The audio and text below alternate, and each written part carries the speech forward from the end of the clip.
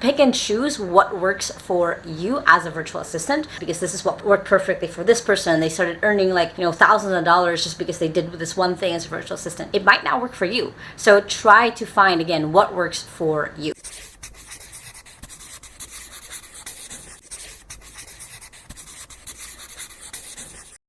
Hey guys, and welcome back to my YouTube channel. Now, my goal is that after this video is to be able to give you a good expectations versus reality when it comes to working as a virtual assistant. Now, if this is your first time on my channel, my name is Lacaba. I have been working from home since I was 15 years old and now run my own assistant outsourcing agency here in the Philippines. And I post videos every Sunday and Thursday on how to work from home and how to have a business from home. So make sure to hit the subscribe button right there so you don't miss any of my videos. Now, a lot of you guys are newbies, you have no idea probably when it comes to working from home or being a virtual assistant. And on my TikTok, I get this question a lot of what actually is real or expected when you are a virtual assistant. So I'm going to break down with you guys a common kind of just misconceptions or thoughts, or you think that you need this and that to be able to become a virtual assistant, and the actual reality of it. By the way, if you want to get started as a virtual assistant, I do have a whole course, work from home course in curso.ph. You guys check out the link below.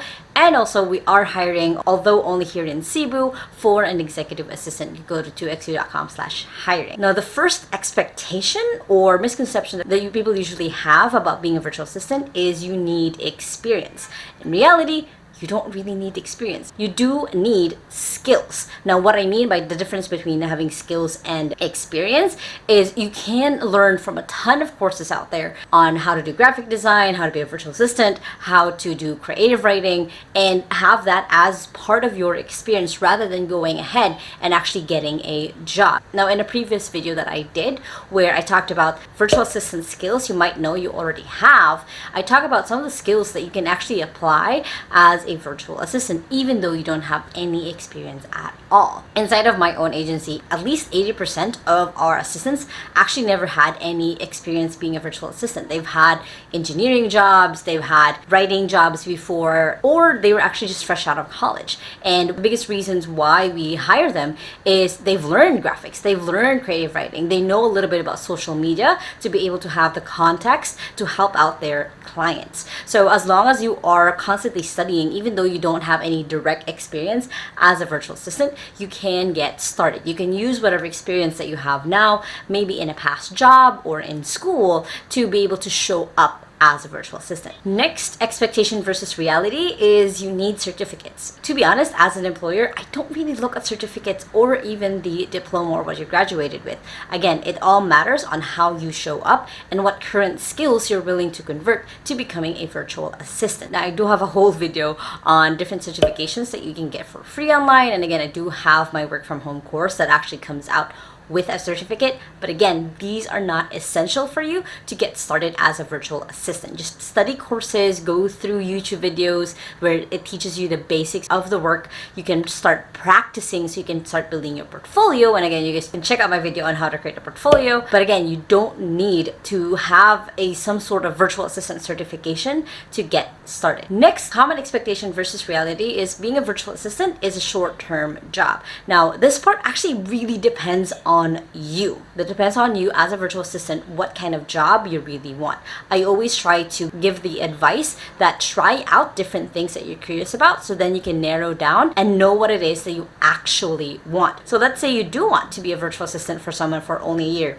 Do that. Let's say you want to be a virtual assistant for them for 5 years or however long they want you. You can also do that. Don't be limited by what other people are doing, and find things that you love, that you like about being a virtual assistant, and actually run with that. Connected to that one is thinking that as a virtual assistant, it's only a part-time job. You can't do it full-time. Well, with us, with my company, 2xu, we only exclusively hire people full-time, because then for us, at least the way that our processes work, that's the best way that you can grow with your client. However, you can go part-time. Again, it goes back to pick and choose what works for you as a virtual assistant. Try not to get bogged down with all details, because this is what worked perfectly for this person. They started earning thousands of dollars just because they did this one thing as a virtual assistant. It might not work for you. So try to find, again, what works for you. Another expectation versus reality of being a virtual assistant is that it's difficult to work with clients. Now, I can say this myself, it depends on the client.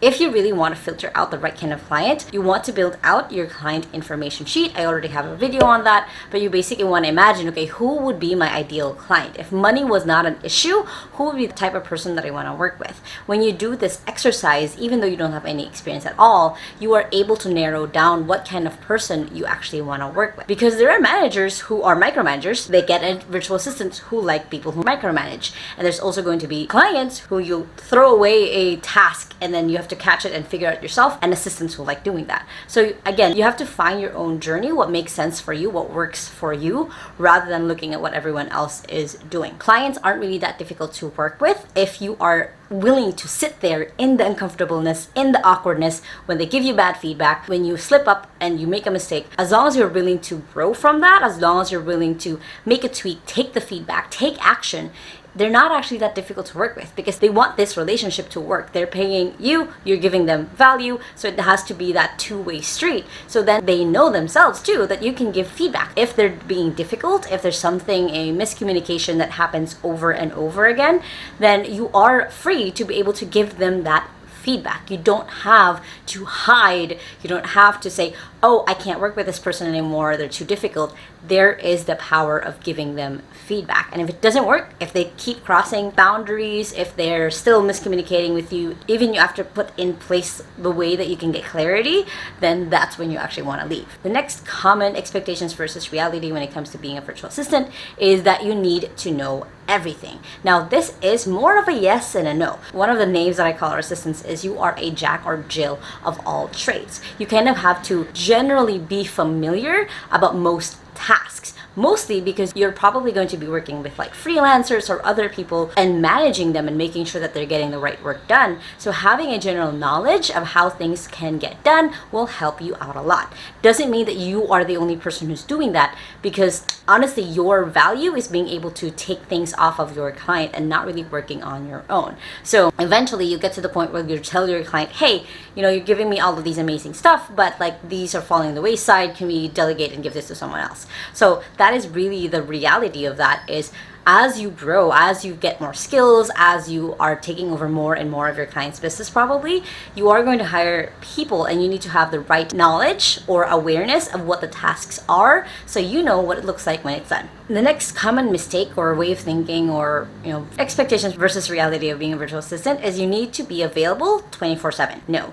Definitely not. You need to be the one who sets this boundary with your client. Now, you can respond to them on a weekend. You can say, hey, I'll get back to you on Monday, or say like, hey, I'm not feeling well today, I'm taking the day off. So it's making sure that you're the one who initiates the boundary. It can't be them. They have no idea what makes you uncomfortable. You have to be the one who stands up and says, hey, I can't do this today, or I can't do this on this particular day. Can we just do it another day? You definitely don't have to be available 24/7 for them. They know that they can give you tasks at any time. However, you will get back to them when you start working. Again, this has to be up to you. Another expectations versus reality when it comes to working as a virtual assistant is that you can't trust your confidential information with your client. Now, this is kind of half true. You do need to choose or discern who you want to give your information to, but like your bank details, that's how they pay you.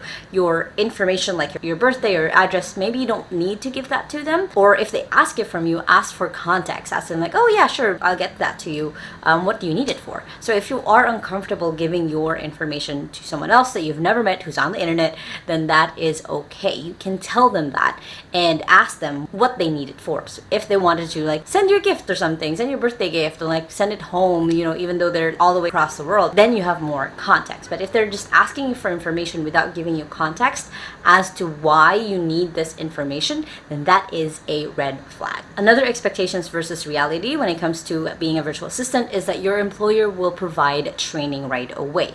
You shouldn't expect this from your employers. Not all employers think this way, where like, oh, I have to train my assistant in this, like, oh, I have to give them training to this. You need to be the one who is proactive enough to ask for the training, to ask them to pay for certain courses, especially especially if it is highly relevant to their business and what it is that you do. There is this amazing TED Talk video that I love, which is The Art of Asking, where it literally helps you go through the process of knowing that you can never really get what you don't ask for. So when it comes to courses or even tools or training, feel free to just ask your employer that. Another expectations versus reality that I see a lot when it comes to being a virtual assistant is expecting that your boss will give you all of the equipment or the tools right away. Honestly, as an entrepreneur or an employer myself, unless we have like the actual like big budget for it, we usually just expect the assistants to already have a laptop, and then later on, once they've actually proven themselves, be able to loan them the money to be able to buy themselves a laptop. The reason why we do this especially is we don't know if it's going to be a match. We don't know if later on down the road it was a bad idea. So we would rather, for us, at least on the risk side, make sure that this person actually knows what they're doing, rather than us taking the risk of giving them a laptop or equipment and not knowing if they can actually do the job. So I know there's other companies out there who provide a laptop right away, but don't expect your client to do the same. It's going to be different per company, per person, what it is that they're comfortable with. Keep in mind that if you're working from home as a virtual assistant, you are kind of expected to just have your own tools. Again, later on, you can ask for the tools, you can ask for an upgrade, but unlike if you were going into an office and you already had your equipment right there, the employer actually takes that risk that you might not work out. You might have to, return the laptop later on, or even not return it at all. So that's the risk that as an employer we make. So just keep that in mind the next time that an employer requires you to have a laptop already. And speaking of tools, another expectations versus reality when it comes to being a virtual assistant is that you need top-notch tools. You need the best laptop, best earphones, best everything. In reality, not really. When I got started, I was literally using a half of my laptop, mostly because I broke my screen and I plugged it into a monitor, and that's how I actually got started working as a writer. So you don't need to have the fanciest things. You just can start with where you're at and later on upgrade. And one of the biggest expectations that a lot of people make when becoming a virtual assistant versus what the reality of it is that when you're a virtual assistant, you can just control your time. You can do whatever you want. In reality, you will still have to do meetings. You will still have to do work at a particular time. You will still have deadlines. You really need to just work on your time management skills to be able to get to the point where, like me, I can go to the beach. I can go, take a day off in the middle of the week. Because aside from the freedom that I get as a business owner, I know where my meetings are at. I know when to meet certain clients, and I've been able to be disciplined enough to know where my attention or focus should be. Now, if you guys like this video, make sure to hit the thumbs up button right there and comment below what other expectations versus reality things that you found as a virtual assistant yourself. And if you still haven't yet, make sure to hit the subscribe button right there so you don't miss any of my videos every Sunday and Thursday, and you guys can check out the latest video right here. I hope you guys have an awesome day. Remember that small steps matters, and I'll see you in the next video. Bye!